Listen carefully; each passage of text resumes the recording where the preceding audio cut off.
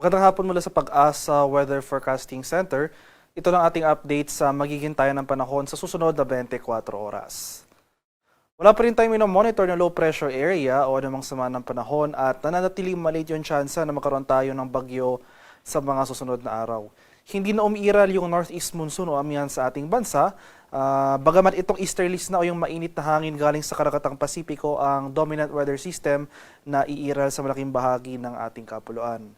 Dahil sa easterly, sasahan natin for this afternoon hanggang possibly bukas ng madaling araw, makaranas pa rin tayo ng mga kaulapan at mga kalat-kalat na pag-ulan na may pagkulog at pagkidlat dito sa silangang bahagi ng Mindanao, particular na sa May Caraga, Northern Mindanao at Davao Region. Samantala for Metro Manila and the rest of the country, magpapatuloy itong generally fair weather, maliwala sa panahon pero nandyan pa rin mga tsansa ng mga biglaan at panandaliang pag-ulan na dulot ng thunderstorms. Para naman sa magiging lagay ng ating panahon bukas dito sa Luzon, for Metro Manila and most of Luzon, magpapatuloy pa rin itong magandang panahon. No? So mainit at malinsang ang panahon na dulot ng easterlies. Wala tayong mga pag-ulan na malalakas at tuloy-tuloy. Pero nandyan pa rin mga tsansa ng isolated rain showers or localized thunderstorms, especially dito sa eastern section ng Luzon. Meanwhile, for areas naman ng Palawan, Visayas at sa Mindanao, mababawasan yung mga pag-ulan na dulot ng easterlies dito sa silangang bahagi ng Mindanao. No? So possible ngayong hapon na lamang yan hanggang bukas na madaling araw. So for the remainder of the day, mas magiging maaliwalas ng ating panahon over most of Mindanao. So yung forecast natin, starting tomorrow for Palawan, Visayas and Mindanao, bahagyang maulap hanggang sa maulap na papawirin na ating inaasahan. Mainit rin po at malinsang ang panahon at magdala pa rin tayo ng mga payong dahil nandyan pa rin yung mga afternoon rain showers or thunderstorms.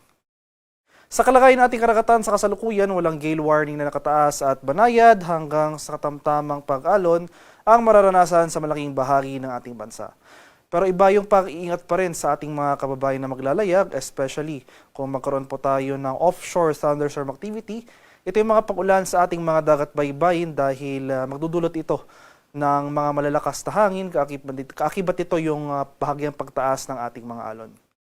Para naman sa ating 3-day weather outlook sa ilang lugar nga ng ating bansa, so for most of Luzon, sa particular na sa mga areas sa Metro Manila, Baguio at Legazpi, magpapatuloy itong magandang panahon, generally fair weather for these 3 days sa araw ng Lunes hanggang sa Miyerkules.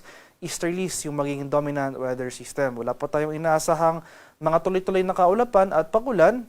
Pero dahil mainit at malinsang ang panahon, bandang tanghali hanggang hapon, posible yung pamumuo ng thunderstorm clouds na magdudulot ng mga panandaliang pag-ulan. Sa areas naman ng Visayas, Metro Cebu, Iloilo City at Tacloban City tulad sa Luzon, dahil easterlies na yung ating magiging dominant weather system sa mga susunod na araw, mainit at malinsang ang panahon na rin ang ating mararanasan for most of Visayas.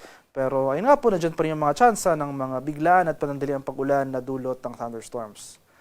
Sa area sa Mindanao, wala na rin tayo inaasahang mga malalakas sa pag-ulan. So, tulad ng sabi ko kanina, yung mga pag-ulan na ating nararanasan, yung mga kaulapan at pag-ulan, especially dito sa eastern portion ng Mindanao, hindi naman natin ito nakikita ang magtatagal ng ilang araw.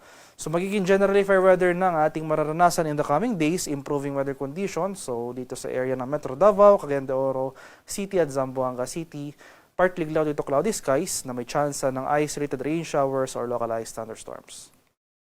Haring araw sa Kamunilaan ay lulubog mamayang 6:07 ng hapon, sisikat naman bukas sa kalapta 5:59 ng umaga.